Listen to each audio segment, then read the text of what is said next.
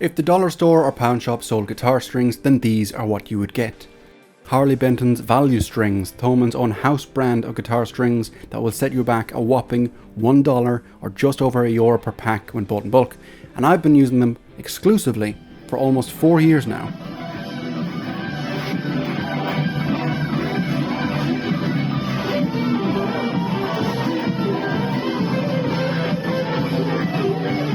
I'm not some big name guitarist that gets shipped boxes of free strings every month, but I do play more than a few hours every day, and I do have more than a few different guitars. As I clearly can't control myself when buying them, I might as well try to be more economical when stringing them. So in bulk, these value strings can cost you just over €1 per pack. That's compared to a set of RotoSound, Ernie or Dario strings, which can run between €6 and €12 per pack, depending on special offers, bulk boxes, and how ripped off you get at the local guitar store.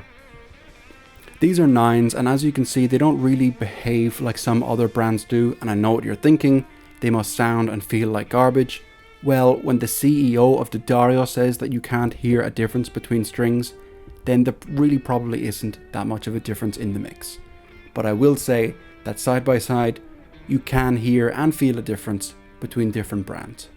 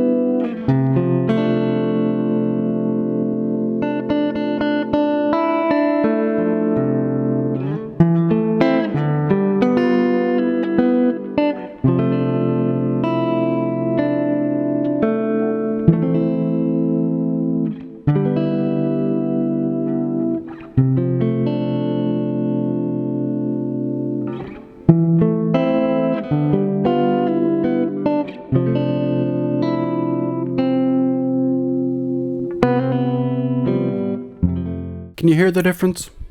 Is there a difference? The answer is yes. However, unless you're Michelangelo Badio, how many guitars can you really play at any one time? Unless you have Eric Johnson's golden ears, can you really hear the inferior manufacturing tolerances and cheaper metals using these wallet-weary strings? And for how long does that fresh, shiny sheen on your new Ernie balls actually last before it leaves that black polish residue all over your fingers? But don't they break once you bend? Well, I don't want to stir up controversy, but if your strings are regularly breaking before they start to sound dead, then the problem is probably with your guitar and not your strings.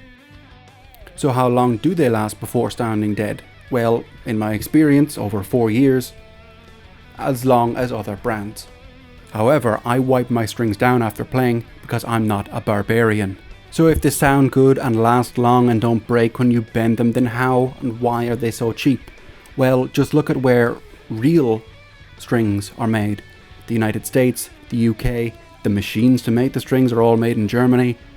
These are countries that are expensive to make things in, but we put up with it because made in USA good, made in China bad.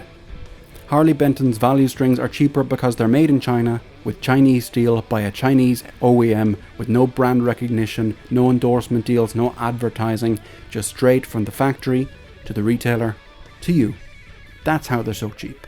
Why do we accept guitars, cables, amps, vacuum tubes, microphones, interfaces, pedals from the Far East, but not guitar strings? It makes no sense. I'll hurt myself.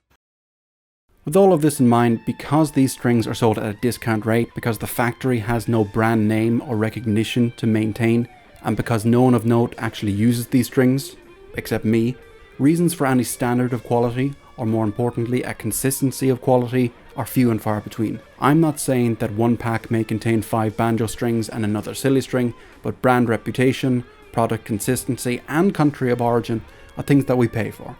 Why should you care? Well, at a tenner a pack, 2 guitars 4 times a month and 12 times a year, that's almost €1,000 spent on guitar strings alone. That's halfway to getting yourself a real guitar. That's not enough to get a lower craftsmanship Gibson guitar.